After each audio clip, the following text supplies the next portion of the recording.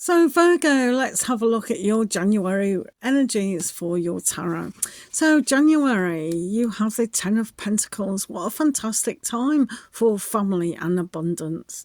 So, with the Ten of Pentacles energy, this is all about prosperity and learning from our ancestors and our family. So, we can be very grounded. We can really understand that what has been taught, we either use and utilize within our life, or we say, okay, that was them, I'm more individualistic now, and I can learn that that's not how I want to be. So a lot of the time it's great to have that springboard in learning. So no matter what our parents or our guardians were like, we can learn from those good experiences as well as negative experiences. But now is the time for reward, definitely. So this is going to springboard in a very positive mindset of how you can bring the rest of your year into a fulfillment that has value, respect and honor to yourself. And once that is in place, that is going to have like attracts like energy, and it's like raising your vibration to really understand that the goals within your life can be financial, but they can also be about love goals as well. Also for Virgos, you see the King of Chalices. So this is going to be a perfect time for really understanding what love is, what understanding real love, commitment, and having that passion for something that brings a greater reward, a long lasting, instead of just an idealistic surface something. This gives it a kind of energy that has that abundance and love factor. So you're going to really spring forward in January, maybe starting or having a deeper commitment, not only to yourself, but to partners in general.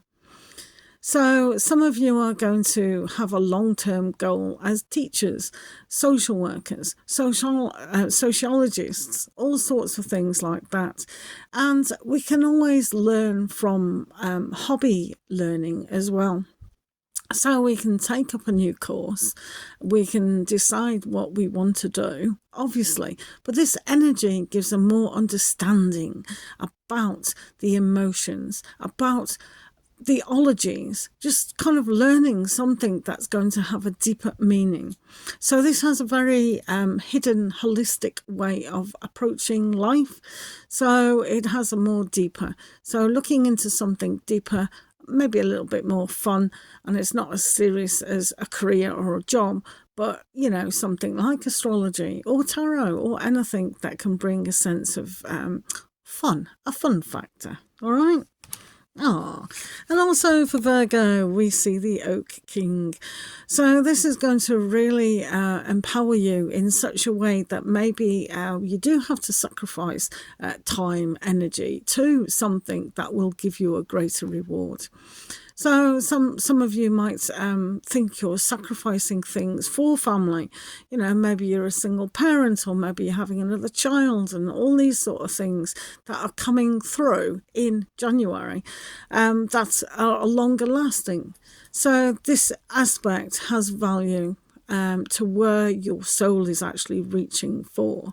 So sometimes knowledge and the reward is so much more beneficial when we take that step back, don't feel overwhelmed with everything, but realize things can take time, and they do, to mature fully into the reward.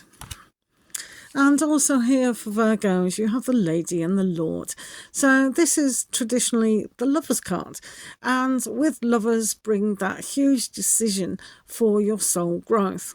So these cards are extremely very well placed for family time, for relationships. It's kind of springboarding into something that's going to be a deeper meaningful. So we must have the balance. We can't just be overwhelmed. We have to have that kind of level where we are understanding who we are as people. So this can be a fantastic time for you to really have a decision that, yes, I can achieve these goals. If you set up the energy now, wow, where will you be come Gemini season, you know, in June? And how lovely is that going to be when you have that deeper commitment to your goals? And also here in January, you have the moon. So anything that's hidden from you and maybe in the unconscious, subconscious mind, you can now bring to the surface. Allow that safety to do so by not fearing what has happened before in the disappointments, but also have a look at the newness and the brightness and not getting overwhelmed. When our feelings of too much is overpowered us like a wave over our whole being, we can drown in that.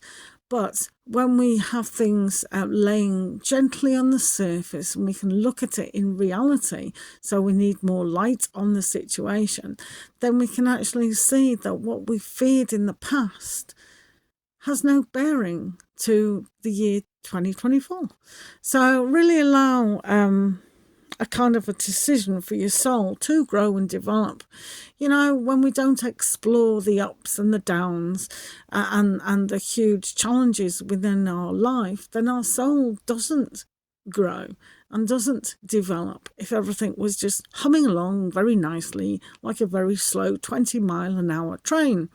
We need the bullet train. We need the ups and downs. So anything that's coming to the surface now, you know, you will be able to cope, believe you me. And also for Virgo, you have the 8 of Wands. So that speed of passion, that speed of a lot of things can happen.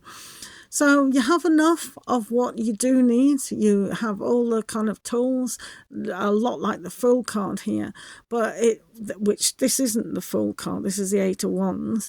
So we do have enough to make exactly what we do want. So the energy, like I said before, you will be able to deal with that speed of what things can happen.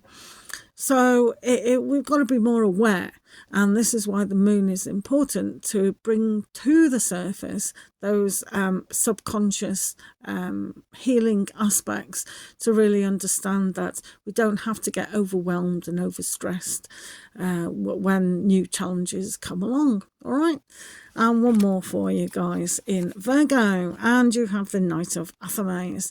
So this is a reminder that inspiration can come, and we must be in charge of our mindset. We can't let our thoughts, our negative thoughts, run away with us. We have to be firm, directed, and have that kind of understanding that we are in control of our mindset. And if what we think is what happens in reality. So it's never been truer word than say we are what we think. We really are. So using the mindset in such a way can bring happiness, can bring change. But if we fear change, then that's what we get. We just fear change and our attitude, and we can get overwhelmed and overstressed. But really understand that when we take appropriate action in the direction of where we're heading, then everything turns out great. Okay, so enjoy January.